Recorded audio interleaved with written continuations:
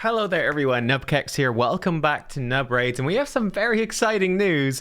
For anyone who has shards left, I don't know, you might have been tempted into spending your shards yesterday. I'm really trying to resist the urge myself. Like, I've got a bunch of sacreds, and to be honest, it's tricky for me because guess what? These are probably two of my most wanted champs, but I'm resisting the urge right now. But if you've been saving for the upcoming weekend, we're going to have 2x Ancients. That is confirmed. And of course, it is going to be overlapping with the Hoskarul fragment event as well. So it's going to help you to get fragments for Hoskarul almost definitely. Well, there's also going to be a 10x event on during this as well, which is Trunda Guilt Mallet. That's right.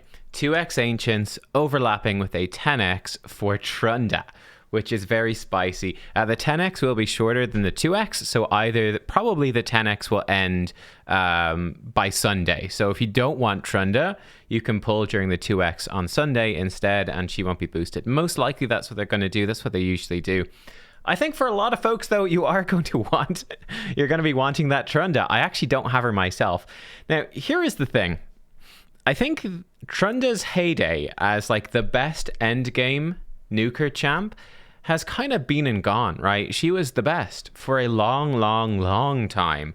I don't think that is true anymore when you've got champions like, I'd say Sir Baron has come in, and Baron has sort of stolen the crown, which is how hard he hits and ignoring shield buffs as well. I think Baron is the better nuker overall, and he's void, so no weak hits. You've got champions in there like Leorius now. Yeah, you've got Cupidus as an option. So you've got lots of other champions in there that can contend with her Hefrak, of course, as well. The thing that makes Trunda good, though, I think Trunda has a few really big strengths. Number one is ease of use, right? She's very easy to use, in big part by her stats. Like, look at these base stats. She has more base HP than even a lot of HP-based legendaries, okay? So that makes her quite a bit tankier than your typical nuker. Her base defense, though, is pretty poor, but you can scale her HP up pretty well, and it will help her survive some hits that others wouldn't. She also has 80 base resistance, which is also quite crazy. So it's easy enough to build her to be quite tanky. She also has 2 AoEs, which again makes her easy to use. You don't need to reset with the Kymar. If your first AoE fails to kill them, it's not a huge deal.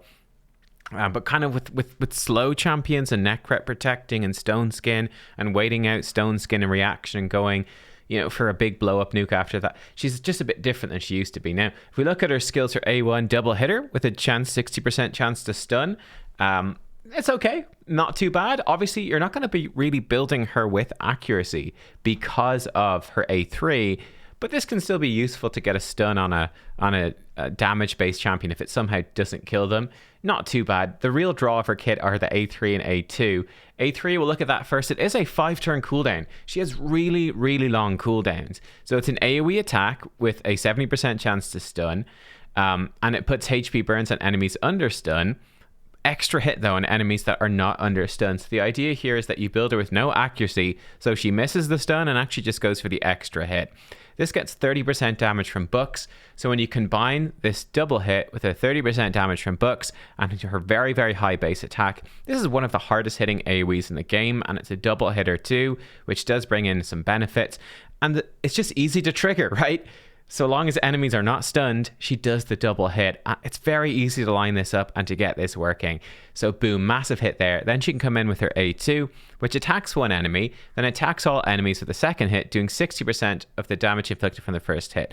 I'm going to be honest, I actually have no idea how this works. I can tell you straight away, this is not how it works. It absolutely does not do this. I think maybe what it does is it will do the first hit, it will calculate this damage like without including their defense and then multiply it by her crit damage again. I feel like it does something absolutely bizarre and absurd. But you've probably seen videos of this against Hydra. If you use this against a decapitated Hydra head, the damage that it does is just insane. The damage it does in Arena, like I said, if someone actually knows the exact maths behind how this works, I'd be really curious to know. But there's a bunch of really wonky interactions. It's the same as Baron's A1. There's a bunch of really weird stuff that happens that isn't entirely clear from the tooltip. In fact, it's not clear at all from the tooltip. but this can do an absolute monstrous amount of damage in AoE. So it's 2 AoEs, 20% damage and books on this one. That's what makes her good. For Hydra, she's an absolute beast. Like I said, this one will rip them apart. So for normal and for hard Hydra especially, the things Trunda can do are insane. She can even work a bit on brutal. At the moment, it's not really worth it on like Nightmare and above. But definitely for normal and for hard, if you get her to smack a Cloak of Ages into a decapitated head, it's just going to destroy everything, which is great. You just have to get her that far. That's the only trick to it. But she's an absolute beast. Yeah, Trunda. She's interesting. Like I said, she's kind of a novelty for Hydra. She is not as relevant in the arena. Like, I've got a Baron, so for me, like, I don't super need her, but I definitely do want her because that Hydra stuff is just really cool. That's really fun. She's a useful champ for Hydra. She's going to obviously be a beast for a lot of Doom Tower bosses and waves and anything like that. Just one of the biggest nukers in the game. So Trunda, she's one of the most popular champs in the game. She's well worth going for. I didn't mention she's got a 36% magic ally attack in all battles. It's only okay, but good situation to be useful.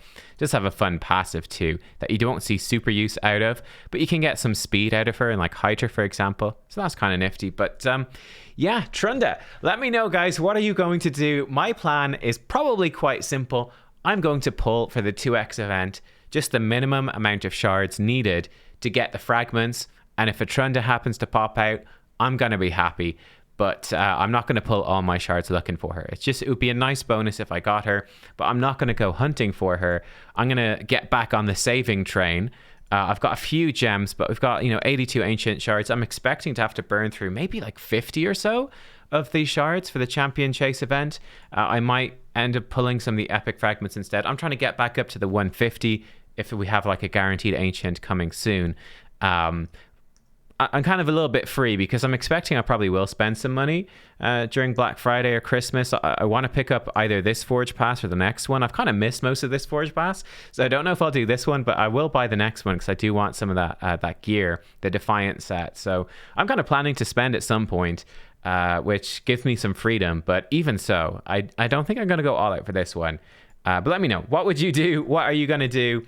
Yeah, Trunda. There you go. Guys, thanks for watching. I hope you enjoyed, and I'll see you all next time. Goodbye.